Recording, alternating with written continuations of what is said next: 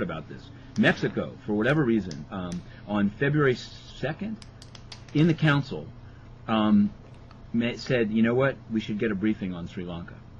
In closed consultations, like they go in the closed room, and there's always something called other matters, and Mexico's on the council, and they said, maybe we should get a briefing on Sri Lanka. And Russia told them it's not on the agenda.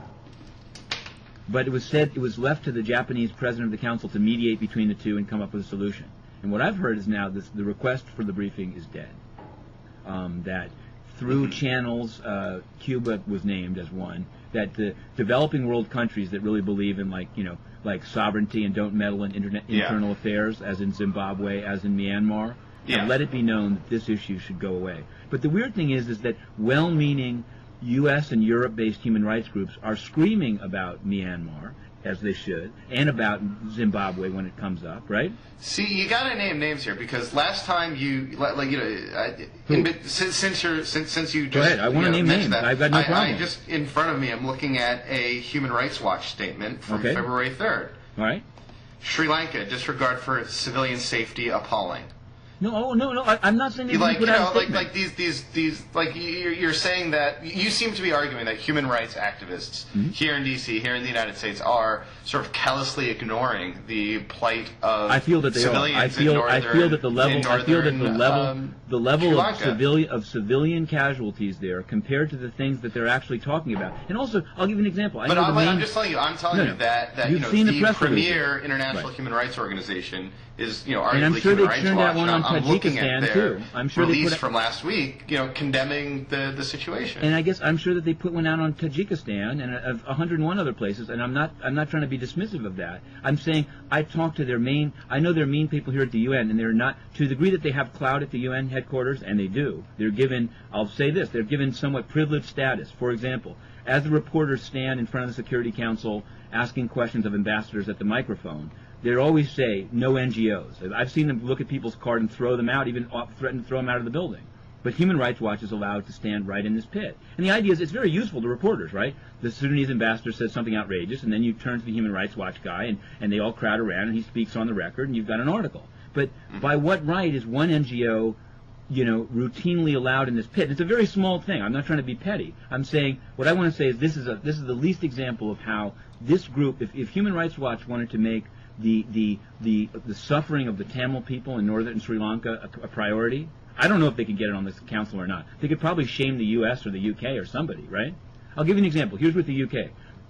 John Soros came to the microphone to talk about what else?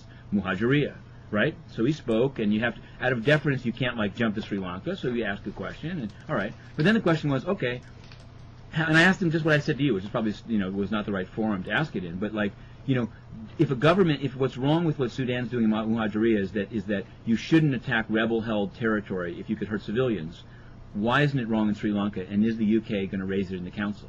And his answer was these situations are not comparable at all. The Tamil Tigers are a prescribed group, unquote. Right? Because they are a pretty vicious group. I mean, I want to be making that absolutely clear. There's a they're among the most vicious. They invented it, and there's no question. At the same time, but obviously, I mean, if I'd been thinking on my feet, I would have said, JEM, the Justice and Equality Movement in Darfur, are not acknowledged. They're known by the UN system to have recruited many child soldiers, right?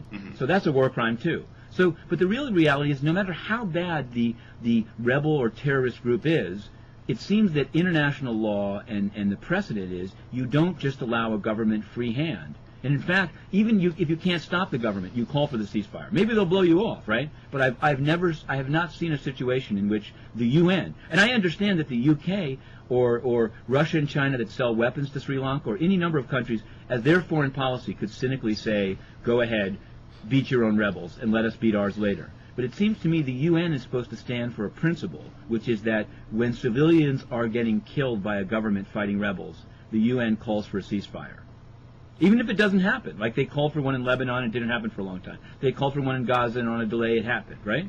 They call for it in Darfur. They call for it in the Congo. So it seems, again, I don't want to obsess about Sri Lanka. It just seems like what I've concluded through this 10-day journey, which is not, I mean, the journey is obviously, it's just reporting, is that people hate the Tamil Tigers so much that they're willing to look the other. When I say people, I mean countries in the UN. I don't mean, God bless Human Rights Watch for their report, But that even groups that are willing to put out a press release saying it's wrong, there's not a lot of muscle behind it. You know, there's not a lot of focus put on it, and I'm not sure why that. I mean, then I'll stop there. I'm not sure why that is, but there's sort of there's a sense of this. And from Ban Ki-moon's perspective, last thing I'll say on this just is that I think that they analyze it and they say, what's the upside of doing the right thing?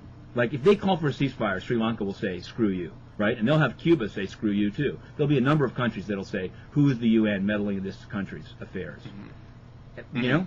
And if he calls for one, who's going to? I mean, but then my point is. Well, I guess for a call for a ceasefire to have any effect, right? It would have to be adopted by the Security Council, right? They're the ones that would presumably enforce a ceasefire. You've got to start somewhere. If Ban Ki-moon, sure. I'm just saying if Ban Ki-moon just said it, it doesn't carry the.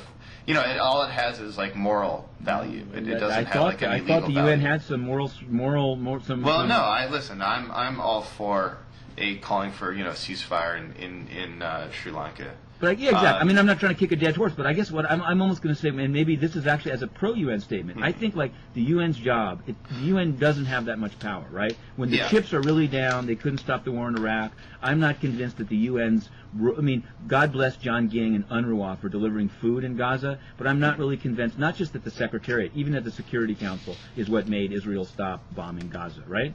But there's some situations, the less high-profile ones are ones in which what the UN says matters a little bit more. I think Sri Lanka actually does care what the UN says. That's why they monitor it so closely. And when the humanitarian of the UN, John Holmes, went there and said this country is dangerous, they called him a terrorist for saying that. This was not the government. Right. I mean, just to be clear, there's nothing illegitimate about a government fighting a vicious rebel group, a criminal gang in its own borders. The problem here is that they're not doing much discriminating between civilian and combatant. And like you said, that's led to. And they're blocking the press from going to the area. They're interrogating the people that leave. They're not being sort of transparent. They're not. They're quite clearly not following international humanitarian law. In this situation, that's the problem. Right. Just as Sudan did it. It's not that there is a counterinsurgency going on. It's that they're killing a bunch of and not discriminating between combatants. No, exactly. But I guess that's the point. But I haven't seen in these other cases. I've yet to see since I've been here, at least following these things closely. See the UN sort of say this is a legitimate. Or maybe that does. It just. And I guess the reason I feel not just on solid ground, but people that I know here that don't even really care about this issue, they were just they were like, what? They were flabbergasted. I mean, because it was point blank. It was so obvious. What's the UN for if not to say we call for cessation of the violence so that things can be sorted out, or humanitarian corridors, and the fact that they had a prepared 3-4 paragraph statement made it so clear this whole thing was cooked up. There was no, and now I'll be honest. I mean, this is maybe back to kind of reporting. There's a lot of backpedaling going on. They've sent somebody over there to try to see whether they can get international monitors in these camps that you described. They've tried. Ban Ki-moon said, "I'll send humanitarian assessment teams whenever I think it's appropriate." So the next day I said, has the government will the government let the UN go in if and when Ban Ki-moon thinks it's appropriate? The second question is, if it's not appropriate now, when would it be, right? I mean, it's outrageous. But they don't even have a commitment that they could get in. But it strikes me if not even in Myanmar, Zimbabwe, certainly Sudan, if these countries said, reporters, get out, right? TV station bombed, the reaction would be entirely different. And so it strikes me, and again, I think we've said this before, countries can have a foreign policy and sort of pick and choose, who they'll let attack their rebels and who they won't. But the UN is not supposed to have a foreign policy. Or if it is, I don't know who, the Secretariat, I don't know who defines their foreign policy, right? Mm-hmm. It just seems like it would be easier to just be fair, or just just be naive. Maybe it would seem unfair. He calls for a ceasefire and they don't stop. Then you say, oh, he's powerless, right? But at least make the same call.